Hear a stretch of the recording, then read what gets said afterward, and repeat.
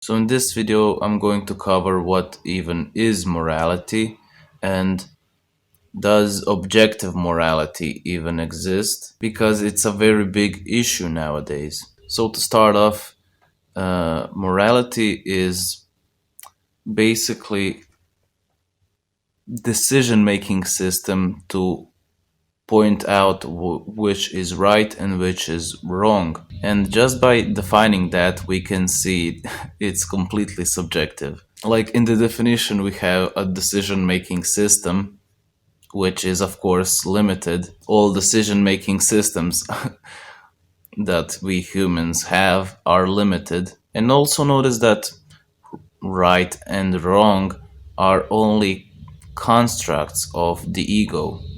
Like you don't find something wrong and right in in the nature just by itself. Only the ego creates the terms right and wrong so we can see which fits it.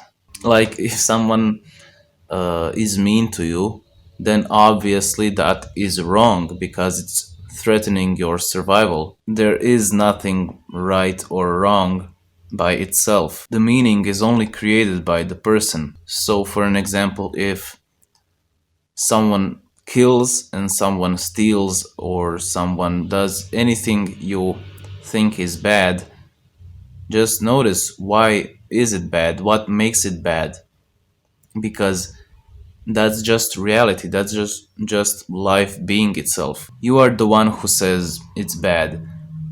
It only is bad if there is a thought that says it's bad. So if there wasn't a thought that said killing is bad, then killing wouldn't be bad. Killing would just be it.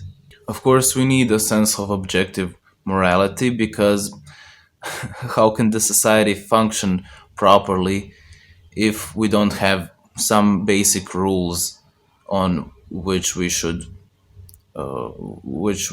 follow and on which we should act. Without rules, there would be chaos, and with chaos comes problems for the society, which tries to be in order. But then come religion as well, and they tell us there is objective morality and there are rules that you should follow, and there are things that are completely bad and there are things that are completely wrong. It's a completely ego survival thing. For morality to be, there has to be a person, and the person, of course, always has to be subjective. His thoughts and his views on the world will always be subjective. So, of course, then the ego creates the rules, which is good and which is bad, based on the things it fits the ego.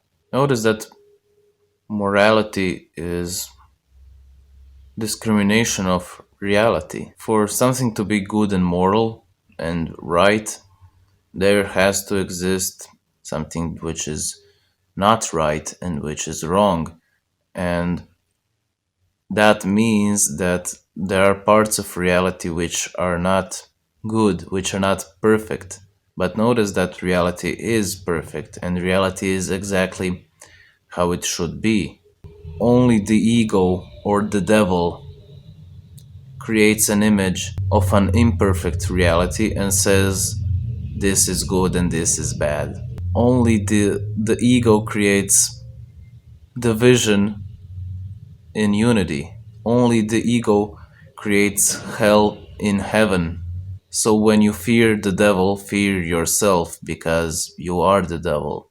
You identify with the ego and you or the ego create all the boundaries and create all the good and the bad. So the goal is to let go of all morality and to see that reality has no rules, that you can act in whichever way you want. Of course, there are consequences to your actions. Like if you kill someone, God won't punish you, won't put you in hell or something, but your fellow human beings will, they will punish you because you are threatening the peace in this society. And that's all fine. I mean, we do need to have some rules if we want to have a peaceful society, but there are a ton of rules that we take on which are pushed on by religions and society. It's not the law. Like, you're not breaking the law or against the law if you don't follow the rules, but it is limiting you.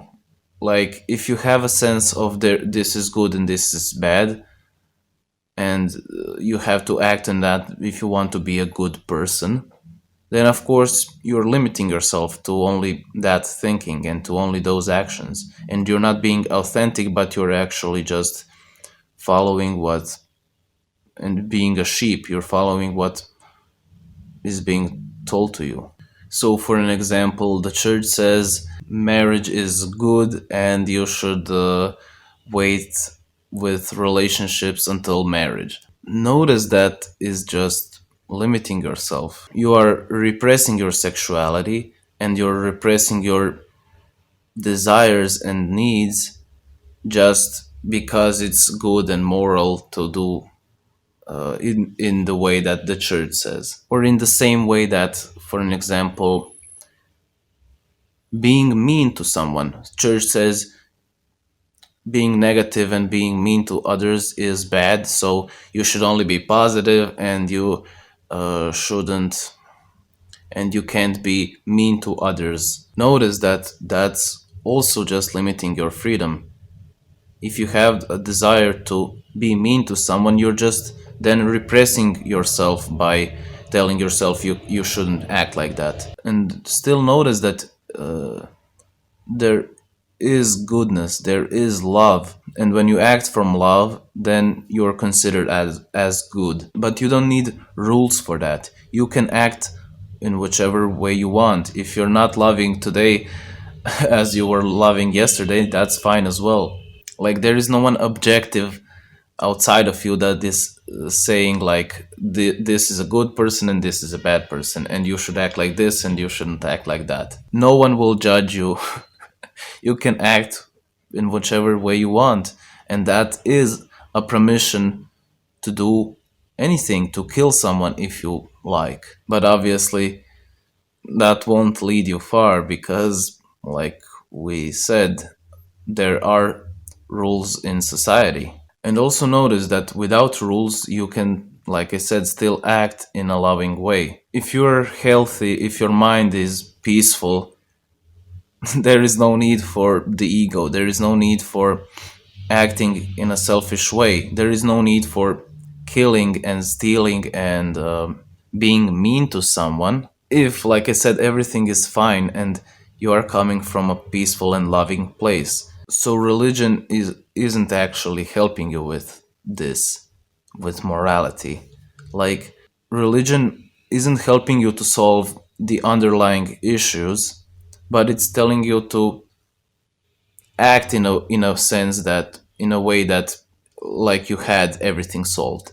The church and religion are prioritizing that you look like a good person instead of teaching you how to be a good person, and then looking like a good person will come naturally from that. But if you prioritize looking like a good person and repress all the bad things instead of accepting it, and instead of working on it, and instead of seeing through all the bad stuff in your mind, it's not healthy for you because, like I said, you're repressing yourself and that will only lead to bad things. I hope you can see that what religion really is, and why does it happen, and